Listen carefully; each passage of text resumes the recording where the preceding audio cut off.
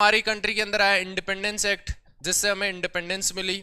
उसके बाद में हमने सोचा कि हमारी कंट्री का खुद का कॉन्स्टिट्यूशन होना चाहिए। ऐसा हमने क्यों सोचा? क्योंकि जब हमें इंडिपेंडेंस मिली इंडियन इंडिपेंडेंस एक्ट 1947 के थ्रू, तो उसमें ये लिखा गया था कि जो इंडिया पाकिस्तान को जो इंडिपेंडेंस दी जा रही है, अगर ये अपने लॉज नहीं बनाते हैं, अगर ये खुद से कोई लॉ नहीं बनाते हैं, तब तक इस कंट्री को गवर्न किया जाएगा किससे? इंडियन इंडिपेंडेंस एक्ट 1947 से। और वो एक्ट किसका बनाया हुआ था? वो ब्रिटिशर्स का बनाया हुआ था।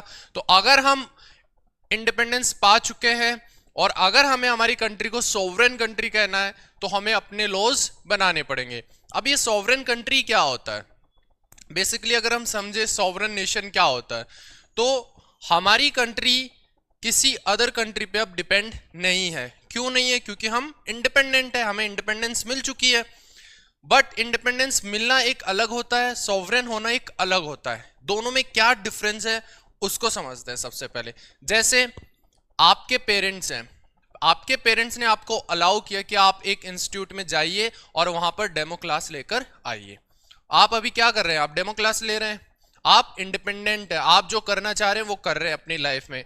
आपने सोचा मेरे को लॉ परस्यू करना है, मेरे को एक अच्छे नेशनल लॉ यूनिवर्सिटी में पहुंचना है, तो आप अपना कर रहे हैं। आप इंडिपेंडेंटली आप जो लाइफ में करना चाहते हैं, जो आपको गोल है, एम है, उसको अचीव कर रहे हैं।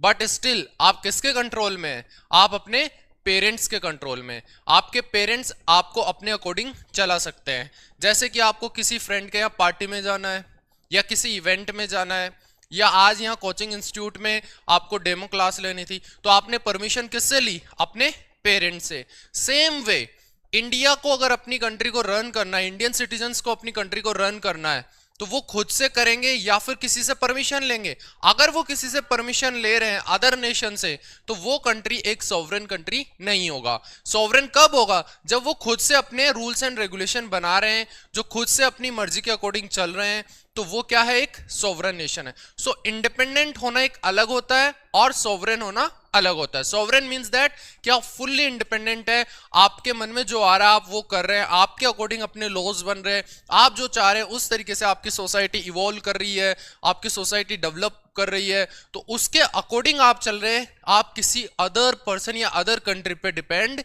नहीं है। जब आप किसी अदर कंट्री पे डिपेंड नहीं होते हैं, तो आप एक सॉवरेन नेशन होते हैं। सो बेसिकली अब शुरू करते हैं हम आपकी